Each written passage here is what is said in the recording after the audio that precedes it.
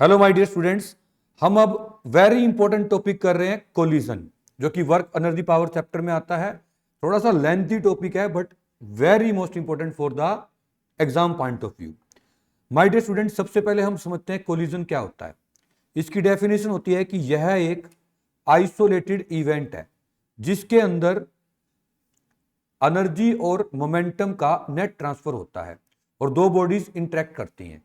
इसको हम इंग्लिश में लिखेंगे, it is an isolated event in which two or more bodies interact with each other and there is net transfer of energy and momentum. My dear students, सभी type of collision में दो common feature होते हैं। एक तो total energy conserve रहती है और दूसरा मोमेंटम भी कंजर्व रहता है। अब हम देखते हैं इनकी क्लासिफिकेशन क्या है। अगर दो बॉडीज इस तरह से हिट करे कि पहली दूसरे को हिट करे और दोनों एक ही लाइन में जाएं, तो इसको 1D collision, straight line collision या हेड ऑन हेड कोलिजन बोलते हैं। अगर ऐसा हो जाए कि हम जैसे एक बॉल ने दूसरी बॉल को हिट किया, अब एक बॉल ऊपर गई एक नीचे गई, किसी एंगल पे चली जाए, इसको हम ऑब्लिक कोलिजन या एंगुलर कोलिजन या 2 डायमेंशनल कोलिजन बोलते हैं। शॉर्ट में बता रहा हूं, इसके बाद मैं आपको डेफिनेशन बताऊंगा जिसका स्क्रीनशॉट आप ले पाएंगे। इलास्टिक कोलिजन वो होता है जिसमें काइनेटिक एनर्जी का लॉस ना हो। इन इलास्टिक में काइनेटिक एनर्जी का लॉस होता है। परफेक्टली इन इलास्टिक के अंदर, इसी को प्लास्टिक भी बोलते हैं, इसमें एक बॉडी दूसरे को चिपक जाती है। जैसे हमने किसी को केक फेंक के मारा, वो उसी पे चिपक गया। सुपर इलास्टिक में गेन इन काइनेटिक एनर्जी होता है। ये काइनेटिक एनर्जी कम ज्यादा हो सकती है, लेकिन टोटल एनर्जी का ध्यान रखना और मोमेंटम का, ये कभी भी चेंज नहीं होते। ये आप स्क्रीनशॉट ले सकते हो। इलास्टिक कोलिजन वो है जिसमें दोनों ही काइनेटिक एनर्जी और मोमेंटम कांस्टेंट रहता है। इन इलास्टिक में काइनेटिक एनर्जी डिक्रीज होती है। परफेक्टली इन इलास्टिक में एक बॉडी दूसरे को चिपक जाती है और फोर्थ में गेन इन काइनेटिक एनर्जी होता है। माय डियर स्टूडेंट्स, सबसे पहले हम इलास्टिक कोलिजन देख लेते हैं। अगर एग्जाम में आ जाए तो आपने सबसे पहले ये देखना है कि इसके बारे में डेफिनेशन लिखनी है कि ये कोलिजन वो है जिसमें काइनेटिक एनर्जी और momentum both will remain the conserve. अब फिर ये डायग्राम बनाने हैं। इस लाइन से इधर वाला जो सीन है, जो फर्स्ट वाला डायग्राम है, ये डायग्राम शो कर रहा है कि कोलिजन से पहले, बिफोर कोलिजन, ए बॉडी की वेलोसिटी u1 थी, मास m1 था। बी बॉडी की वेलोसिटी u2 थी, मास m2 था। जब इसने इसको हिट कर दिया, और हम ये मान रहे हैं कि जो u1 है वो ज्यादा है u2 से, तभी तो ये इसको हिट कर पाएगी, क्योंकि पीछे जो बॉडी आ रही है उसकी वेलोसिटी ज्यादा होनी चाहिए। हिट करने के बाद ए बॉडी की वेलोसिटी बन गई v1 और बी बॉडी की वेलोसिटी बन गई v2। मास अभी भी m1 m2 है। माय डियर स्टूडेंट्स, अब हम इसमें अपनी इक्वेशंस लगाते हैं। सबसे पहले हमें पता है कि काइनेटिक एनर्जी कंजर्व है डेफिनेशन के अकॉर्डिंग। तो पहले इस बॉडी काइनेटिक एनर्जी और इस बॉडी की निकाल के ऐड कर दो, तो बिफोर कोलिजन की काइनेटिक एनर्जी आ जाएगी, half m1 u1 square half m2 u2 square. ऐसे ही इसकी काइनेटिक एनर्जी और इसकी काइनेटिक एनर्जी निकाल के ऐड कर दो और इनको इक्वल रख दो, क्योंकि कोलिजन से पहले और कोलिजन के बाद में काइनेटिक एनर्जी जो है वो सेम रहनी चाहिए। माय डियर स्टूडेंट्स, अब ये जो है ना, ऐसा चटर पटर क्वेश्चन है जो अपने आप को खुद ही रिवाइज करवाता है। आप देखो, इसमें हाफ हाफ हाफ खुद कट जाएगा। अब हाफ जाने के बाद ये बच गया, सेकंड इक्वेशन आ गई। अब आप सेकंड इक्वेशन में देखो बच्चों, कुछ भी कॉमन नहीं आ रहा, लेकिन जब मैं इसको इधर ले जाऊंगा और इसको इधर ले आऊंगा, तो ये m1 वाली टर्म वहां पहले थी और ये m1 वाली टर्म यहां पर आ गई है। तो m1 वाली टर्म यहां पर आ गई, तो दोनों में से m1 कॉमन आ रहा है। यहां पर पहले m2 की टर्म थी और ये m2 की टर्म मैं यहां पे खुद ले गया, तो m2 की टर्म भी यहां पे आ चुकी है, तो यहां से भी m2 कॉमन आ जाएगा। देखिए, अपने आप से चटर पटर क्वेश्चन है। अब ये a square minus B square का फॉर्मूला लगता है, जो कि क्या होता है, a प्लस बी इंटू में a माइनस बी। यहां से m2 कॉमन आ गया, a प्लस बी और a minus B. Now momentum remains conserve. ये तो काइनेटिक एनर्जी की फाइनल एक्सप्रेशन आ गई, इससे ज्यादा और कुछ कर नहीं सकते।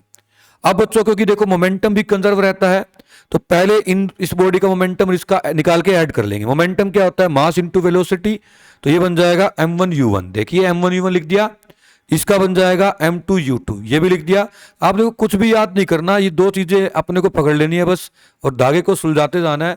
लास्ट में एंड में आंसर आ जाएगा। यहां से हमारे पास बच्चों इनमें मोमेंटम कितना आ गया, m1 v1, और इसका कितना आ गया, m2 v2। Now my dear students, इन दोनों के अंदर से देखेंगे m कॉमन आ गया, क्योंकि पहले इसको हम यहां ले जाएंगे। ये जो अंडरलाइन वाली टर्म है ना, इसको इधर ले आओ और उस वाले को इधर ले आओ। जब ये इधर जाएगी तो m1 m1 दोनों टर्म आ जाएंगी, कॉमन आके m1 कॉमन आके क्या बन जाएगा, u1 माइनस v1। तब इस टर्म को यहां ले आओगे, यहां ऑलरेडी m2 की थी, m2 कॉमन आ जाएगा, क्या आ जाएगा v2 minus u2। Now guys ये हमारे पास फाइनल इक्वेशन आ गई किसकी, मोमेंटम की। अब ये पूरी इक्वेशन को हम उठा के और डिवाइड कर देंगे, इसके नीचे रख देंगे, क्योंकि ये इक्वेशन 6 थी तो मैं लिख सकता हूं, सॉरी 4 थी, ऑन डिवाइडिंग इक्वेशन 4 बाय 6। जब ये पूरी इक्वेशन इसके नीचे लिखोगे ना तो m1 से m1 कट जाएगा, u1 माइनस v1 से u1 माइनस v1 कट जाएगा। राइट हैंड साइड पे ऐसे ही m2 m2 कैंसिल हो जाएंगे, v2 माइनस u2 भी कैंसिल हो जाएंगे। बच क्या जाएगा, u1 प्लस v1, यहां बच जाएगा v2 प्लस u2। अभी हम इसी को आगे कैरी ऑन करेंगे, बट यहां से एक अच्छा सा टास्क मिलता है, इससे अपने को पता क्या चलता है ये देखेंगे। इस v1 को यहां ले जाते हैं, u2 को यहां, बच्चों u1 माइनस u2 को बोलते हैं वेलोसिटी ऑफ अप्रोच, और v2 माइनस v1 को बोलते हैं वेलोसिटी ऑफ सेपरेशन। ऐसा इसलिए बोलते हैं बच्चों, मैं एक एग्जांपल से समझाता हूं। मान लो कि ये बॉडी अगर 20 से जा रही होती, इससे आगे वाली 5 से जा रही है, तो मैं कहता कि वन बॉडी सेकंड को एक्चुअली कितने से अप्रोच कर रही है, तो आप कहते सर 15 से 15 से। क्यों, क्योंकि 20 से जा रहा है, 5 से तो वो भी आगे जा रही है। तो वो आपने कैसे बताया, 20 में से 5 को माइनस किया, मतलब u1 में से u2 को माइनस किया, तो u1 में से u2 को माइनस करते हैं वेलोसिटी ऑफ अप्रोच आ जाता है। ऐसे ही यहां देखो सेकंड डायग्राम में, अगर मान लेते हैं ये बॉडी आगे जा रही थी 20 से और ये जा रही थी 5 से, तो मैं कहूं बी बॉडी कितने से सेपरेट हो रही है, ए से, 20 से या 15 से। तो आप कहोगे सर 5 से तो ये भी आगे चल रही है, 20 से बी बॉडी चल रही है, तो एक्चुअली में बी बॉडी 15 से ही सेपरेट हो रही है। ये हमने कैसे निकाला, v2 माइनस v1 करके। तो v2 माइनस v1 जो होता है वो वेलोसिटी ऑफ सेपरेशन होता है। माय डियर स्टूडेंट्स, अभी हमारे पास फाइनल आंसर नहीं आया, फाइनल आंसर में हमें v1 v2 निकालना होता है। वो हम कैसे फाइंड कर सकते हैं वो देखते हैं। हम यहां से किसी भी इक्वेशन से, चाहे इधर से या इधर से, v2 निकाल लेंगे और v2 को निकाल के हम इस इक्वेशन में पुट कर देंगे। अब ये पूरी इक्वेशन या तो m1 u1 m2 u2 में और m1 v1 में आ जाएगी। मैं ये करके दिखाता हूं आपको। हम इक्वेशन 4th और 8th को कैरी ऑन करते हैं, इसको और इसको आगे ले जाते हैं नेक्स्ट पेज के ऊपर। तो देखिए ये हमारे पास इक्वेशन, सॉरी 5th और 8th को, यहां से आप v2 निकाल लें। जब आप v2 फाइंड करेंगे तो v2 कितना आ जाएगा, ये v1 यहां जाके प्लस का बन जाएगा, तो हमारे पास v2 इज इक्वल टू आ जाएगा u1 माइनस u2 प्लस में v1।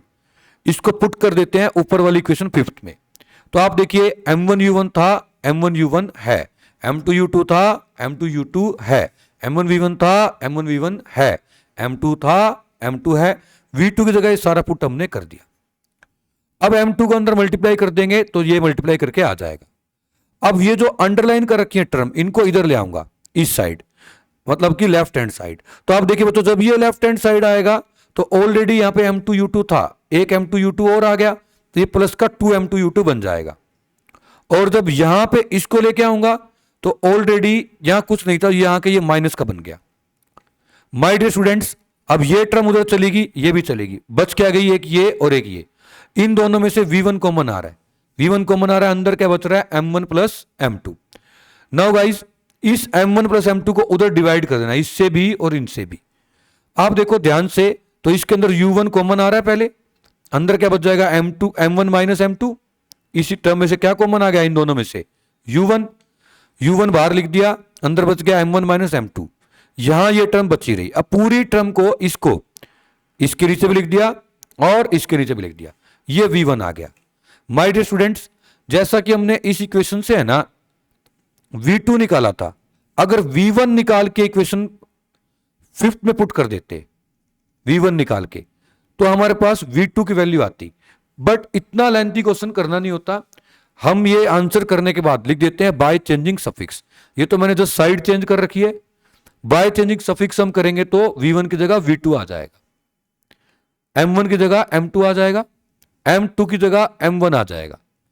ऐसे ही नीचे m2 प्लस m1 और u1 की जगह u2, मतलब जहां 1 है वहां 2 करना है, जहां 2 है वहां 1 करना है।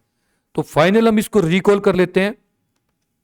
हमारे पास v1 इज इक्वल टू कितना आएगा, m1 माइनस m2 बाय में m1 प्लस m2 इंटू में u1 प्लस 2m2 बाय में m1 प्लस m2 इंटू में u2। इस तरह से इसको पढ़ना है। अब 1 की जगह 2 करोगे तो क्या आ जाएगा हमारे पास सेकंड मतलब V2 की फाइनल वेलोसिटी आ जाएगी। आप डायरेक्ट लिख देना बाय चेंजिंग सफिक्स। अब हम स्पेशल केस देख लेते हैं। अगर बच्चों M1 M2 इक्वल है तो हम ले लेते हैं कि M1 जो है वो M2 के इक्वल है और दोनों को M लेट कर लेते हैं। इस केस में क्या होगा बच्चों, देखो ऊपर दोनों अगर M सेम होंगे तो ऊपर जीरो आने से पूरी चीज जीरो बन जाएगी। ये मैंने जीरो लिख दिया। यहां अगर मैं इसको भी M लिख दूं, इसको भी M, इसको भी M, तो ऊपर 2M आ जाएगा, नीचे भी क्या 2M, 2M कट जाएगा। ये चीज तो पूरी जीरो हो चुकी थी क्योंकि M1 M2 इक्वल है, तो ये पूरी टर्म जीरो होगी। ये भी कट गया आपस में क्योंकि 2M से 2M डायरेक्ट कट जाएगा। ये हमारे पास आ गया V1 is equal to U2। ऐसी बच्चों जब यहां देखेंगे ये दोनों आपस में इक्वल है, कट के क्या बन जाएगा जीरो। यहां पर 2M/2M करोगे, कट के क्या बन जाएगा U1। ये हम क्या देख रहे हैं, जो फर्स्ट बॉडी की फाइनल वेलोसिटी है वही क्या है सेकंड बॉडी की इनिशियल, और जो सेकंड बॉडी की फाइनल है वो फर्स्ट की इनिशियल है। मतलब अगर एक बॉडी की वेलोसिटी 10 थी और दूसरी की 20 थी, एक बॉडी की वेलोसिटी 10 थी और दूसरी बॉडी की 20 थी, तो आफ्टर कोलिजन ये अपनी वेलोसिटी को इंटरचेंज कर लेंगे। फर्स्ट वाले की फाइनल वेलोसिटी वो होगी जो सेकंड की इनिशियल थी। सेकंड की इनिशियल 10 थी तो फर्स्ट वाले की फाइनल 10 हो जाएगी।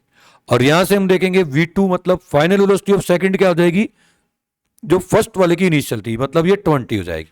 तो हम एक लाइन लिख सकते हैं कि हैंस टू बॉडीज जो हैं सेम मास की वो अपनी वेलोसिटीज को इंटरचेंज करती हैं।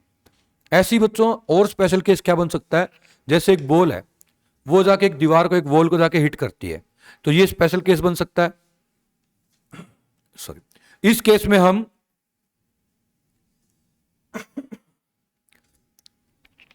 जो M1 है, M1 को हम क्या देखेंगे, M1 को हम बहुत ही स्मॉल रखेंगे, बहुत स्मॉल रखेंगे। उससे क्या हो जाएगा हमारे पास,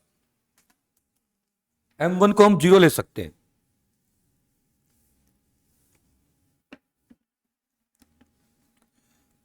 तो बच्चों ये M1 की वैल्यू पुट करके और ये खुद से करके देखना है, otherwise exam point of view से स्पेशल केस फर्स्ट ही इंपॉर्टेंट है। बच्चों इसमें इतना करते हैं, नेक्स्ट में हम इन इलास्टिक कोलिजन करेंगे।